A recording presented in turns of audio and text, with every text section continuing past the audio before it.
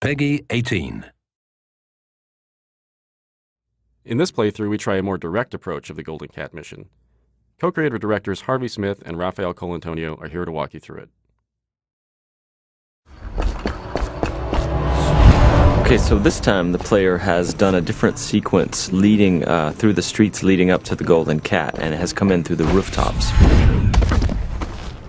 It's a lot of vertical movement in the game, a lot of mobility. In the previous area, you can get dropped off in the river, and you're here to kill Custis and Morgan Pendleton. And therefore, there are several different ways to enter the Golden Cat area.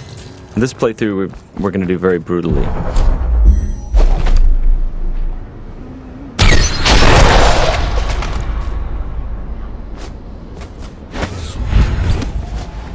you okay? Now Morgan's on the first floor. Need to get the men in position. The Ivory Room. All I can tell you is it's very heavily soundproofed. I'll leave the rest to your imagination. Custis is easier at the moment. Some night you just... Why would anyone pay for that?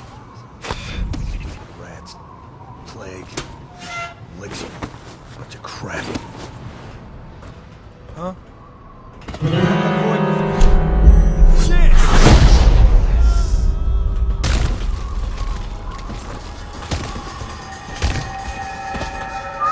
This is a drop attack.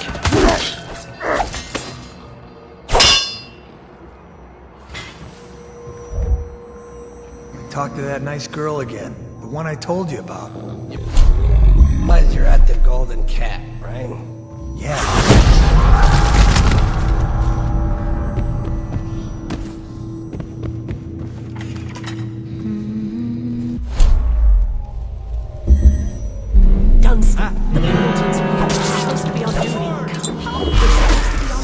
Obviously, playing this way has got consequences.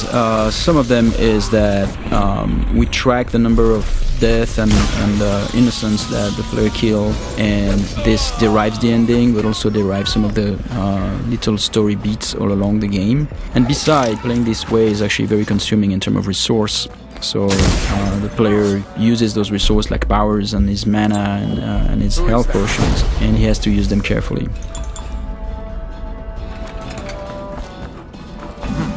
Might be worth checking out.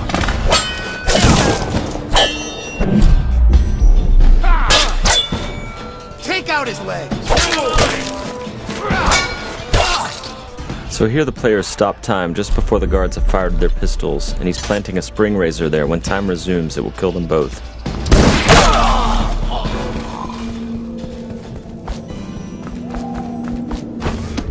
By the out. Help!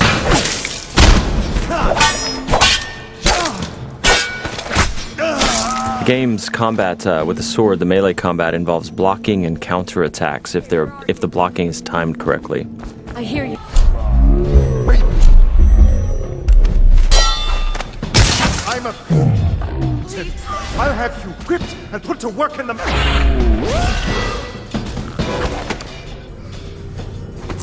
So both targets have been assassinated.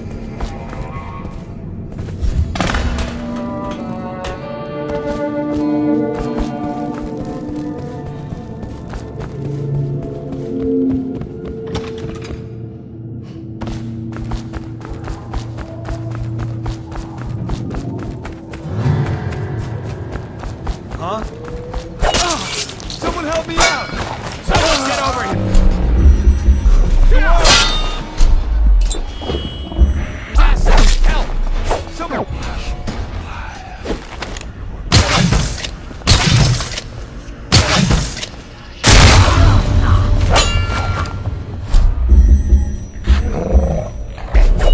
The player's summoning rats.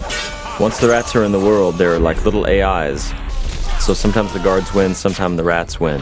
And here the player has possessed one of his own rats and is now getting away.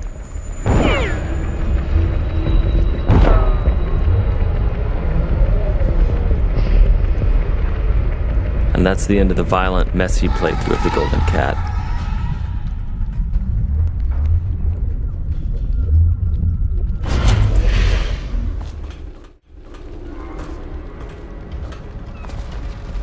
So this is a very different area. The previous area with posh and pretty, this is like desolated, abandoned.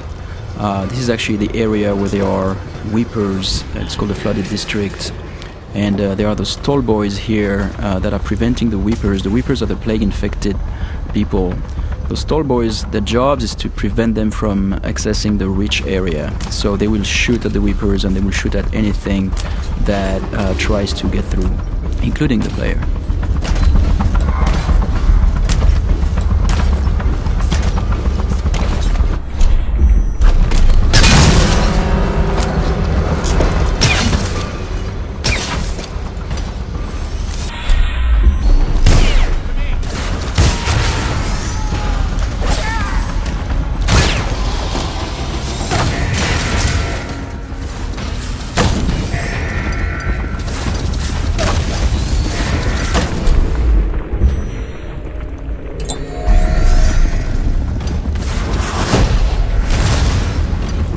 Here we're using wind blasts to bounce back the arrows at the tall boys.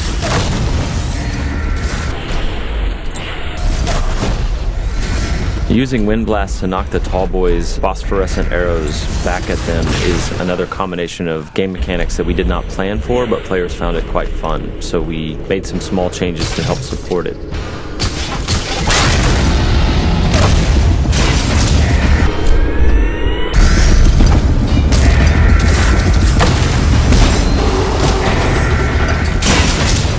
These Stiltwalker guards, the tall boys as they're called, have vulnerable tanks of whale oil on their backs that they use for their incendiary arrows. And so periodically the player is shooting at those tanks, stopping time, trying to get behind them. The shields all around them are actual breakable wooden shields, so they absorb some of the player's shots, but periodically the player breaks one of them off. Here the player just possessed a tall boy and he's going to escape the area through those wall of lights here via tall boy. So the wall of light is a Tesla-like security device that's a powerful electrical field. And the guards at the beginning of their shift are attuned to it so they can walk through it, but the player cannot unless he hacks it.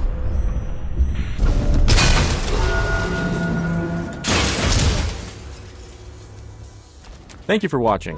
For an alternate approach, check out youtube.com/Dishonored or Dishonored.com.